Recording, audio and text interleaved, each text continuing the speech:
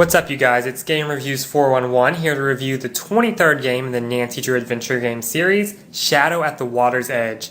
Now, because this is the 23rd game in the series, there's a lot to compare to, as there are 22 previous games in the series. And with claims that it's going to be one of the longest and scariest games made by Her Interactive, the company that creates the Nancy Drew series of games, it had some pretty high expectations for it. Would it live up to these expectations? Well, let's take a look and find out.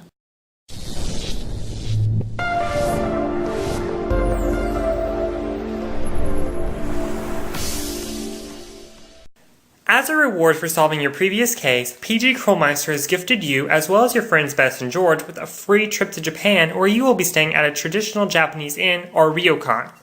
However, once you arrive at this ryokan, it turns out that it's being haunted by a dead family member of the current owners of the ryokan, so it's up to you to find out if this is a true haunting by a real ghost, or if it's just someone trying to scare away the guests and workers at the ryokan.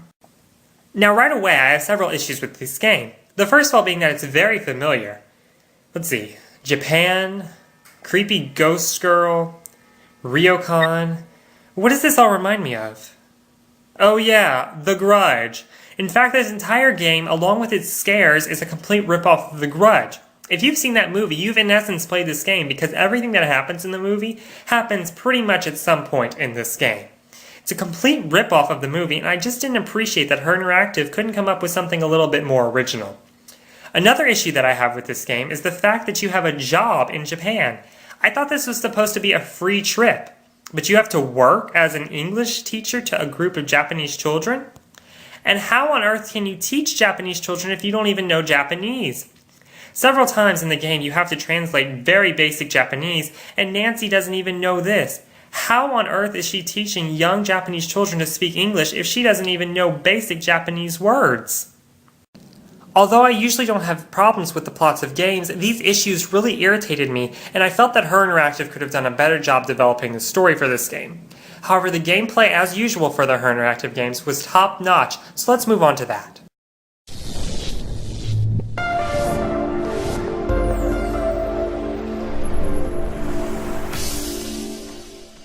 Like all the other games in the Nancy Drew Adventure Game series, this is a first-person point-and-click adventure game that will have you going from scene to scene, looking for clues, interviewing suspects, and solving puzzles. Now, before you start the game, you will get to choose from two difficulties, a junior detective and a senior detective level. The junior detective level is easier in that the puzzles aren't quite as hard and there are more hints throughout the game. The senior detective is harder because there are harder puzzles in the game, and you get very, very limited hints, if you get hints at all. The inventory interface at the bottom of the screen is very easy to use and helpful throughout the game. The first tab contains all the items that you've collected so far, the second tab contains all the information that you've collected in the game, the third tab is a to-do list accessible only in Junior Detective mode, and the fourth tab is a cell phone that can be used to call people, used as an alarm clock, or used to receive text messages.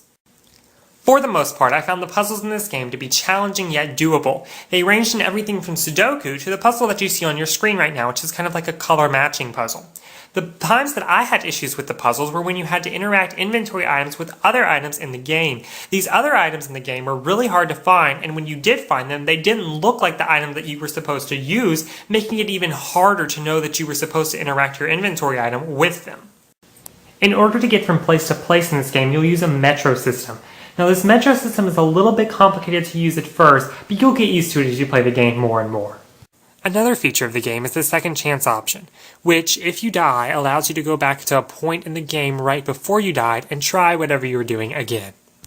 Like I said earlier, you can also interview suspects in this game, and the type of dialogue that is used is called the tree dialogue. This means that you will first say something to a suspect, then they will say something back, and then you will have various responses that you can say back to them. It adds replay value to the game and makes the game a little bit more realistic, which is a nice touch. The last thing that I'm going to say about the gameplay of the game is that this game has really happy, vibrant, and bright locations.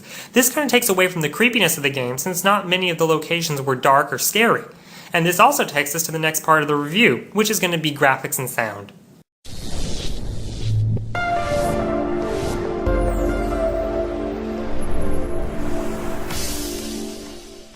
The graphics in this game, which you've been able to see throughout the review, are very nicely done 3D backgrounds with occasional realistic touches such as running water to make the graphics look a little bit better. One thing I want to note about these, though, is that in earlier games, the graphics were slightly superior to the graphics in this game because at places the graphics are quite fuzzy in this game. However, they still managed to be beautiful, and I think you will agree that the graphics in this game are very pleasant to look at. One thing that isn't as pleasant in this game are the songs. At first they're really cool to listen to, but when the same 3 to 5 songs play over and over and over again, they just get old. The voice acting in this game is well done for the most part, and the Japanese accents sound really authentic whether they are or not. But the one major complaint I have is that the characters speak so slowly. I don't know if this is supposed to insinuate that English is their second language and they aren't as comfortable speaking it as they are Japanese, but it just made talking to the characters very tedious, boring, and way too drawn out.